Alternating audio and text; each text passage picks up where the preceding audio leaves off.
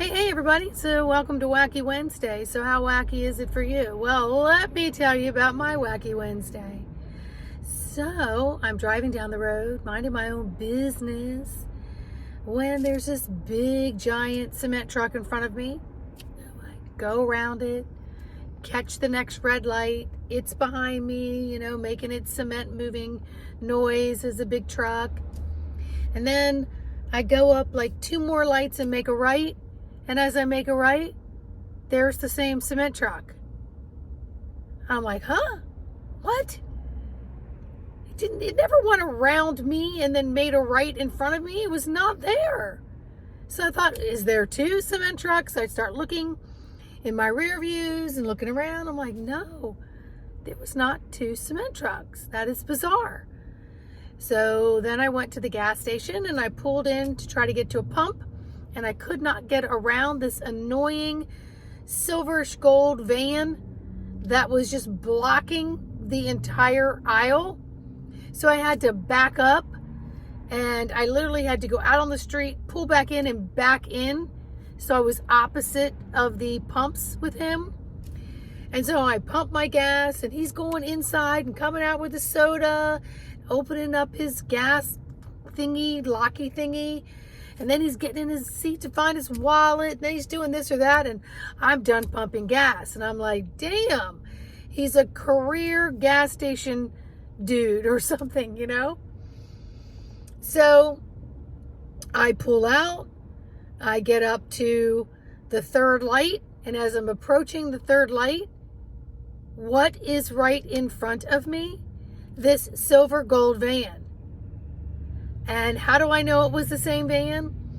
Because when I tried to pull around the guy, I noticed he had two bumper stickers, and then he had his license plate in a frame that said NASA, and the two bumper stickers said, what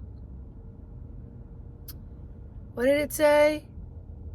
Something about Houston. Oh, there's a problem here, Houston. There's a problem here, Houston. And so I'm like, it's right in front of me. And I'm like, he was back there pumping gas. I left him in the dust. How the heck did he get in front of me? So we've got time glitching going on. We've got the Mandela effect going on. We've got hide and seek with information. We've got trickery. We've got people going in one direction only to find out the directions basically stop and you got to turn around and go in another direction. And I mean that physically, mentally, spiritually, etherically, etc. We've got, you feeling fantastic and you've got a direction to go in and you're feeling good, to all of a sudden not feeling good and everything falling apart and nobody's keeping their word about things. So there's these constant hiccups, constant hiccups. Somebody offers me a ride to the airport and all of a sudden they have an emergency and they can't, and I got to scramble to find someone else to drive me to the airport. So it's like, we just have to pay attention for the sake of paying attention. And so what does Spirit say to me? Hey, Sandy, get grounded. Hey, Sandy, get grounded and just sit still and watch the show going on around you so you don't get caught up in moving vehicles and moving parts or stationary stuckness, or feeling exhilarated and then feeling exhausted all in the same hour. Feeling hungry but nothing is satisfying, to feeling ravenous and then you're not hungry. And Spirit keeps saying, well, just make sure you're increasing your fluids. Make sure you're increasing your fluids, and so on. And I was telling something to a healer friend of mine, Elizabeth Wood, who's a seer scientist. She's been on my show several times. I've known her for 7-8 years now. And I was saying, I'm bored. I'm freaking bored. And she's like, well, Sandy, tranquility is distorted as boredom. tranquility is distorted as boredom. Boredom is distorted as tranquility. And I'm like, who am I to argue with this wise sage? And I thought, that makes no sense. And yet it makes every bit of sense. So here we are. Here we are. The sun is going down here in DC. I got to get into this store, but I thought I would just share. There's just a lot of betwixt and befuddling going on around you. Don't get caught up where there's something that occurs that you don't want to occur. So if your body is saying rest, give it the necessary nutrients and rest and self-care and love. Don't get sick and be forced to lay down. I've said that for 40 years now. If you don't give it what it needs, it will take what it needs.